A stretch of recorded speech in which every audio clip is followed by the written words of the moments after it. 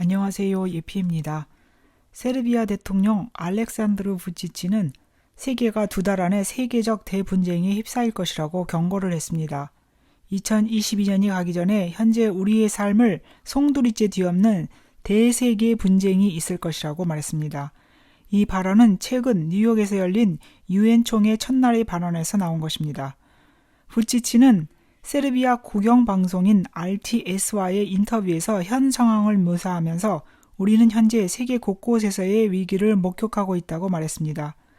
그런 배경에는 러시아가 우크라이나 특수작전을 현재 상황에서 확대한 상태이고 제3차 세계대전으로 이어질 수 있는 단계가 다다라서 대우크라이나 특수작전에서 벗어나 대규모의 무력 충돌 직전으로 접어든 상태라고 풀이하는 데 있습니다.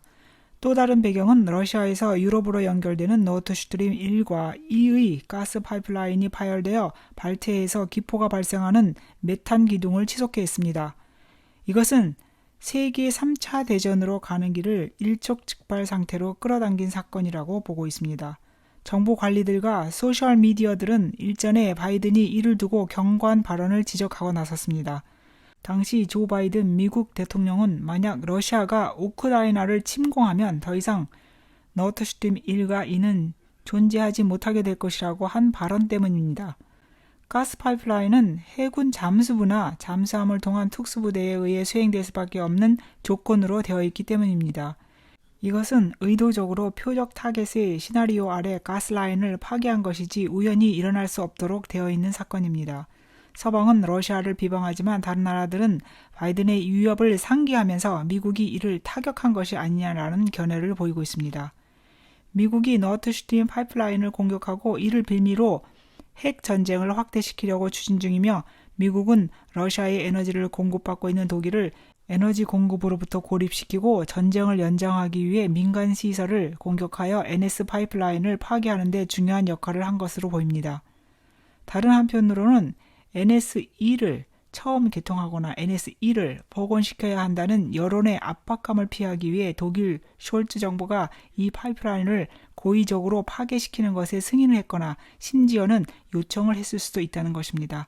결국은 자작극의 행위를 통해 이 결과를 푸틴으로 돌리기 위한 행위일 수 있다는 것입니다. 미국은 식량 부족과 영하의 기온으로 떨어지는 겨울을 앞두고 있는 수백만 명의 유럽인들이 필요로 하는 에너지 공급을 차단하고 있으며 그 결과로 독일의 산업 중 천연가스 에너지 부족으로 암모니아 생산이 70%나 감소했고 산업용 금속 재단 작업은 50%가 감소한 상태입니다. 이러한 에너지 위기와 연준의 금리 인상은 유럽 전역에서 경제 붕괴를 초래합니다. 이에 대해 푸틴 측의 러시아 민족주의 이념가 알렉산더 두기는 서방이 강박증적으로 추진하고 있는 것이 바로 제3차 세계대전이라고 하면서 러시아는 나토와 그 동맹국들 집단과 일대 다의 전쟁을 치르고 있다고 말했습니다.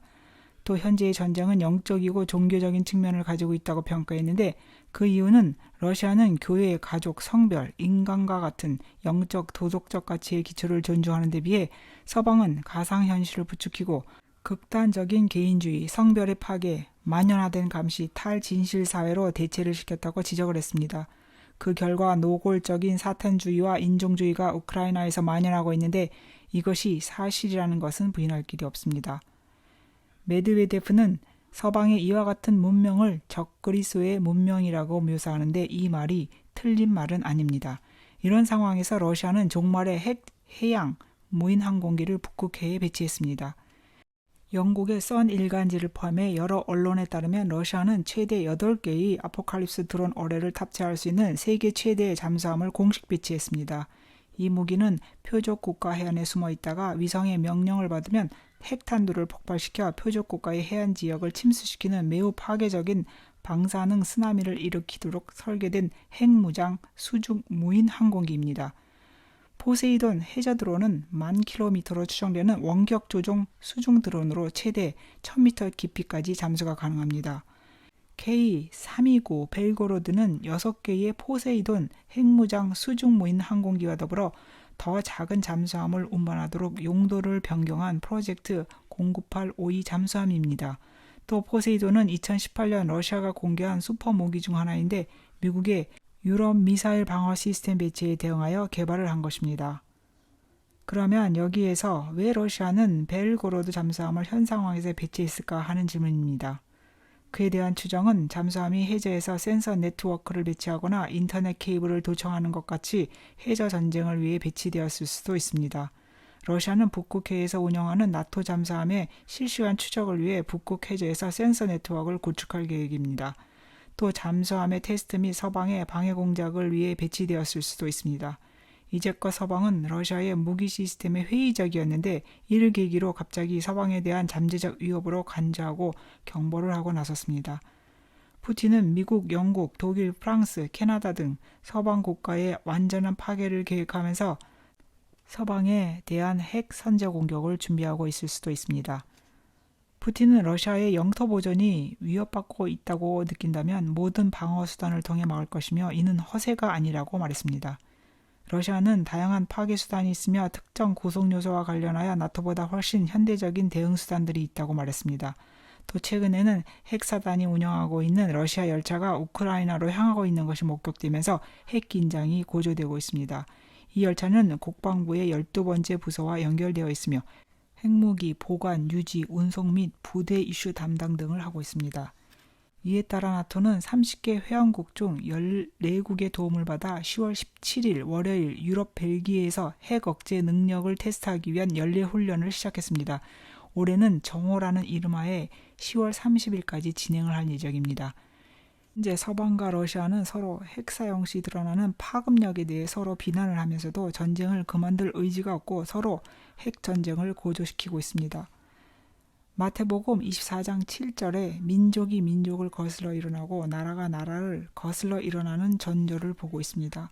이 상황에서 중국은 마치 러시아의 계획을 알고 있는 듯 우크라이나에서 자국민의 조속한 대피를 촉구하고 있으며 우크라이나에 거주하고 있는 중국인은 즉각 우크라이나를 떠날 것을 발령했습니다.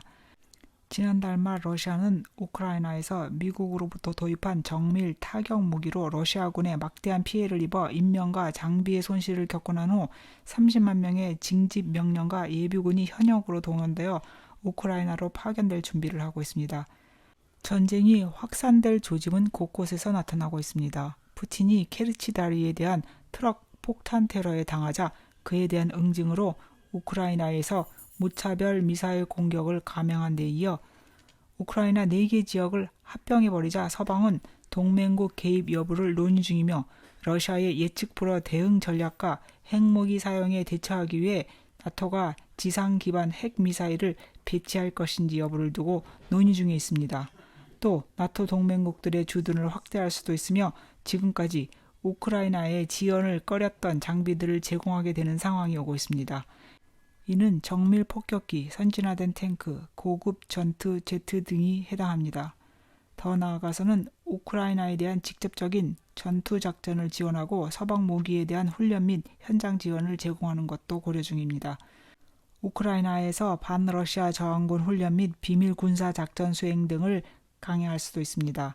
이 모든 것은 전쟁의 확대와 가속화를 위한 여정을 보여주고 있습니다. 시청해 주셔서 감사합니다.